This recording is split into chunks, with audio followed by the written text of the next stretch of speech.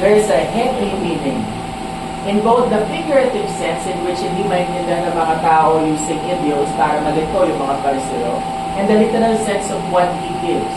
When he says that I am the bread of life, the figurative meaning is hindi naman talaga siya tinapay. But, kailangan talaga natin siyang kainin. He who eats my flesh and drinks of my blood will have eternal life. That is a literal meaning. I am the door. Hindi siya pintuan, pero siya rin ay tunay na pintuan. Alam mo ba ang definition ng pintuan? Daan. Ito lang yung daanan papunta sa langit at yun din siya. So when we hear of these idioms and hear of these figurative words ng ating Panginoong Jesucristo, we no longer get confused because of what He will give us, which is the Holy Spirit that makes us to understand. Paano mangyayari na si Kristo ay ating matatanggap sa pamamagitan ng tinapay? Paano natin maiintindihan na si Kristo ay ating matatanggap sa pamamagitan ng ang alak?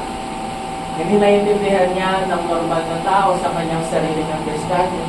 To the eyes of faith, through the Holy Spirit, all can be understood in the spiritual sense. Ang sabi sa atin ni Santiago, ang hindi raw gumagawa, for the man who does not do ay parang isang taong nakatingin lang sa salamin. The law has three functions, and one of them is the reflective function of the law. Ibig sabihin, pag nakita mo yung sarili mo sa salamin, alam mo na ikaw ay makasalanan. Alam mo na ikaw ay merong mga hindi nasunod sa 10 utos. Pero pag wala kang ginawa about it, then ganun ka lang, tumingin ka sa salamin, then wala ka rin ginawa. And how do we know what to do? And how do we know that what we do is effective? Paano natin malalaman na tayo ay sumusunod sa Diyos? Hindi natin malalaman na tayo sumusunod sa Diyos sa ating sarili kakayahan. Why? Many people do good things. Many people obey or seemingly obey the Ten Commandments. Honor their parents, do not kill, do not steal. Pero deep within their heart, they know that they have broken the commandments.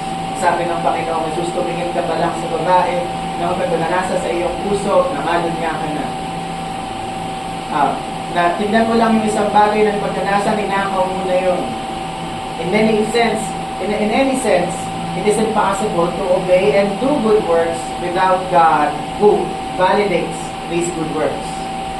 And for some people, it is hard for them to understand. Ang iniisip nila, tulad ng mga tinisip ng mga pariseo, nagagawa ko naman yung bare minimum. And in fact, nagawa ko pa yung mas malaki doon sa bare minimum. So, ibig sabihin, meron akong plus points na yan. Yung mga terms na sabi na, ay, lalagpas ka na sa langit sa lahat ng ginagawa mo. Nothing we do, no matter how few or how many, can be enough for us to be saved or enough for us to be right with God, because the amount of works that we do does not have anything to do with our salvation. The works that we do, tulad na sinabi ni Santiago, ay galing pa rin sa validation ng Diyos, which is why the word blessed is here. Nakalagay dito, the one will be blessed in what He does. And saan ang nagaling ang blessing? From God. The blessing, ano ba ang blessing? It's permission. It's the allowing of God. Kaya di ba, pag merong nang nililigaw, hinihingay yung blessing noong pag-parents nang nililigawan niya, it's allowing.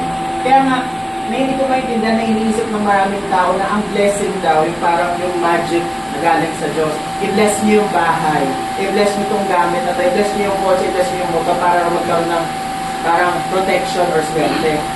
When in fact, blessing is simply saying that we pray that God allows, napayagan ng Diyos na kunyari itong bahay na ito, itong apartment, napayagan ng Diyos na mangibabaw yung kanyang presensya dito. Napayagan ng Diyos na itong kotse na ito ay magamit para sa mabuting bagay, na hindi maka-aksidente itong kotse na ito. Na itong libro na ito or whatever ay magamit for the glory of God. That is what blessing means.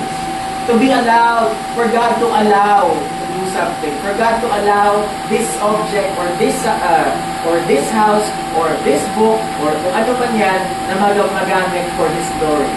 And in any sense, pati ang paggawa natin ng mabuting bagay ay pinagpapala ng Diyos. He blesses our good works by validating them, by allowing them to be done in His will. So, alisin natin sa isip natin na ang blessing ay may kinalaman sa pagpabuenas. This is us asking God to allow us to use these objects for His glory. And that's pag isang bagay na blessed na para sa simbahan, hindi na pwedeng gamitin for any other purpose. Kasi, sinabi mo, God, gamitin sana namin ito palagi para lang dito sa purpose na to. And that is what blessing means. And if God blesses our good works, that means that God allows our good works to be valid in His eyes. God allows our good works to be good. Kasi nothing can be good without God. Sabi nga ni St. Paul, no one is righteous, no, not one. So how can someone who is not righteous do righteous things? Dahil makikita naman natin sa sulat ni Santiago na kailangan daw natin gumawa ng mabuting bagay. Paano gagawa ang isang tao na makasalanan ng mabuting bagay? Magagawa niya lang yan kung sinabi ng Diyos na mabuti o ginawa niya. At paano natin malalaman na mabuti ang ginawa natin? At paano natin malalaman na sinabi ng Diyos na mabuti ang ginawa natin? Dahil sinabi niya na ang lahat ng nananampalataya ay inaaring mabuti ng Diyos. Justification by grace through faith. By grace alone, through faith alone, is what gives us the validation for our works to be good. At the hope, at indulgences, not our feelings, but it is God who declares things to be good.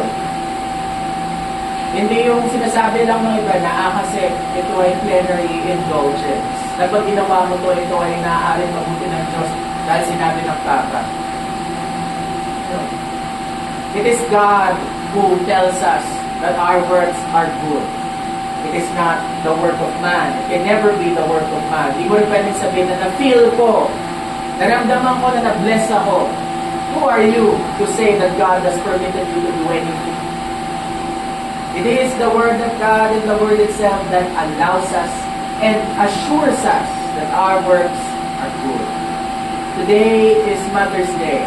Sabi ni Martin Luther, ang isang ina na inaalagaan ng kanyang mga anak, ang isang ina na ina-uphold yung bahay, ang isang ina na ginagampanan ng kanyang duty, ay mas banal pa kaysa doon sa Papa sa Roma na wala namang ginagawa.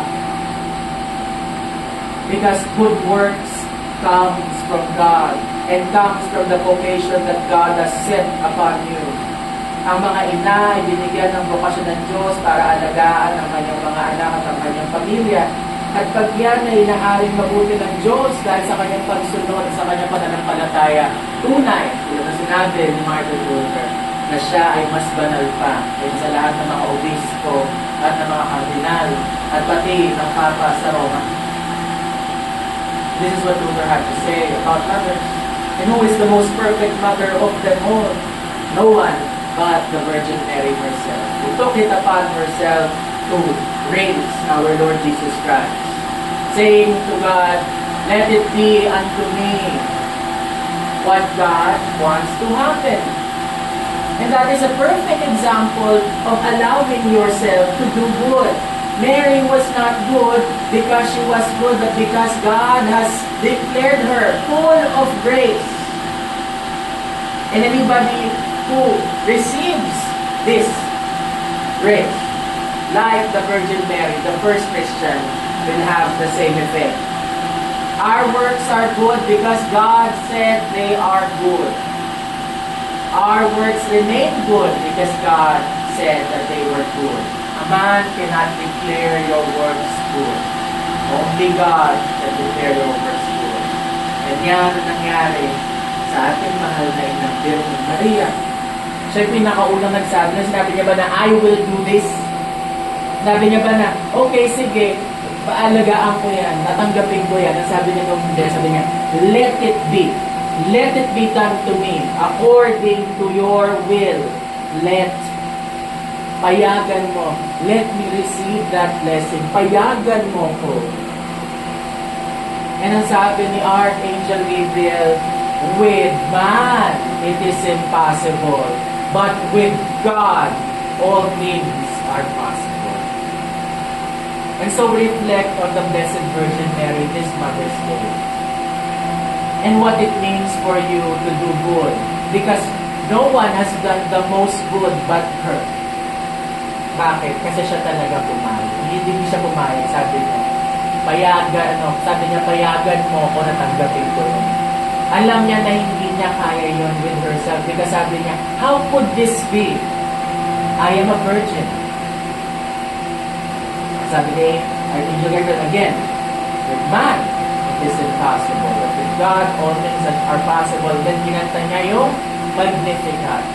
My soul rejoices in the Lord, and my spirit rejoices in God, my Savior. That is the response of faith.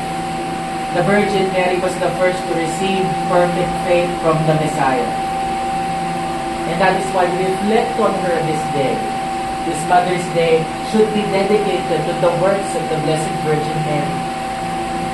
Because her works that she admitted are not hers. Doon pa lang sa word niya, let it be done. Let thy will be done on earth as it is in heaven. That was her prayer. And that is the prayer that our Lord Jesus Christ taught us himself. Let your will be done on earth as it is in heaven. Let it be unto me. Yan ang sabi ng Ama. So let us emulate the faithfulness of our congregation. Ang pananampalataya nawa ng mahal na Birhen Maria ay maging akin. Na every time na gagawa tayo ng mabuti, idasal natin yung kanyang prayer, let it be done unto me, according to your will. Always in our lives, yan palagi ang ating dasal. Ang dasal ng mahal na Birhen Maria, ang ina ng ating Panginoong Jesucristo, ang ina ng Diyos. Hindi tayo aari ng kahit anong mabuti na galing sa tao, kundi galing lang sa Diyos. And may the peace of God